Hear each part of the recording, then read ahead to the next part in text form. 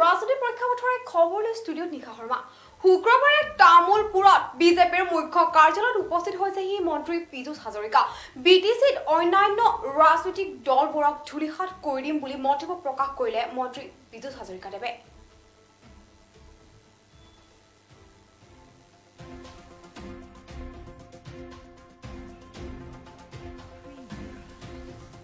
শুক্ৰবাৰে তামুলপুৰত বিজেপিৰ মুখ্য কাৰ্যালয়ত মন্ত্ৰী পীযুষ হাজৰিকা লগতে 28 নং গায়বাৰী পৰিষদীয় সমষ্টিৰ বিজেপি প্ৰাৰ্থী হেমন্ত কুমাৰ ৰাভাই সংবাদ মাধ্যমৰ আগত কেতবোৰ বিশেষ মন্তব্য প্ৰকাশ কৰা দেখিবলৈ পোৱা গৈছে আৰু এই মুহূৰ্তত সেই মন্তব্যখিনি আপোনালোকক শুনাই ল'বলৈ চেষ্টা কৰিম।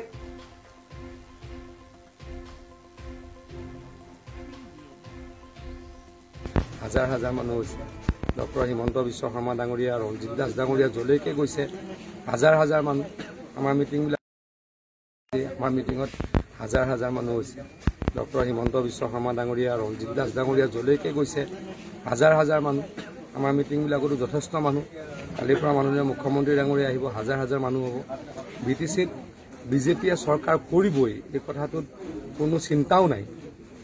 12 তাৰিখে সকলোৱে গম পাব বিটিচিত চৰকাৰ কৰিম, সুশাসন দিম। চাউলৰ যি কেলেংকাৰী কৰিছে, দুখীয়া মানুহৰ চাউলৰ পইচা কাঢ়ি কাঢ়ি খাইছে, ৰাস্তা পথৰ টকাবিলাক খালে, সেইবিলাকৰ পৰা বিটিচিবাসী মুক্তি দিম বিজেপিয়ে। এইটো কমত খেলিছোঁ, আমিতো 40খনত খেলা নাই, 26খনত খেলিছোঁ। কিন্তু 26খনত খেলিলেও 22ৰ পৰা 23খন চিট পাম, একেবাৰে পাম। আমি আমি চৰকাৰ বনাম, কৰিম। ভৈৰৱকুণ্ডৰ পৰা আৰম্ভ কৰিম, বাকীবিলাক পাৰ্টিক চাফা কৰি দিম। আমাৰ য'ত য'ত কেণ্ডিডেট নাই তাতো আমি ৰখিব লাগিব, আমাৰ কেণ্ডিডেটে নাই। য'ত য'ত আমাৰ কেণ্ডিডেট আছে বাকীবিলাকক চাফা কৰি দিম। বহুত ভোটৰ ডিফাৰেঞ্চত জিকিম আৰু আমি একক সংখ্যাগৰিষ্ঠ দল হিচাপে জিকি চৰকাৰ বনাম, বিদেশীত সুশাসন দিবলৈ, ৰাইজক সহায় কৰিবলৈ, ৰাইজক সেৱা কৰিবলৈ। বিজেপিটো দল খুলিলে অসম জ্বলোৱা পাৰ্টি নে কিবা এটা, এজিপি বুলি তেওঁলোকে কয়, আমি কওঁ অসম জ্বলোৱা পাৰ্টি, চান্দা পাৰ্টি। এইটো তেওঁলোকে দল খুলি ইলেকশ্যন খেলক। দম আছে যদি ইলেকশ্যন খেলি আমাক ঘৰুৱাক। ইলেকশ্যন খেলিব নোৱাৰে, ইয়াতে BPFক সহায় কৰিব খোজে, ক'ৰবাত UPPLক সহায় কৰিব খোজে। কেনেকুৱা এই ছদ্মবেশী পাৰ্টি। এইটো BPFৰ ছদ্মবেশী পাৰ্টি নে বিটিচিত UPPLৰ ছদ্মবেশী পাৰ্টি নাজানো, কিন্তু এই ছদ্মবেশী পাৰ্টি আমাক ঘূৰাব নোৱাৰে। যেতিয়া বিধানসভাৰ ইলেকশ্যন হ'ব তেওঁলোকক নাইকিয়া কৰি দিম, ফিনিছ কৰি দিম বিধানসভাত। ফালি লৈ যাব পাৰে নেকি? বিটিচিৰ মানুহৰ মাজত বিজেপি অন্তৰত সোমাই গ'ল, বিটিচিবাসীৰ অন্তৰত বিজেপি সোমাই গ'ল, কিন্তু অন্তৰৰ পৰা ফালিব নোৱাৰে। কোনোবা দুষ্ট, কোনোবা 2 নম্বৰী মানুহে পতাকাখন ফালিব, সেইটো কিবা ডাঙৰ কথা নেকি? নকৰোঁ, দুষ্কৃতিকাৰী বুলি কয়।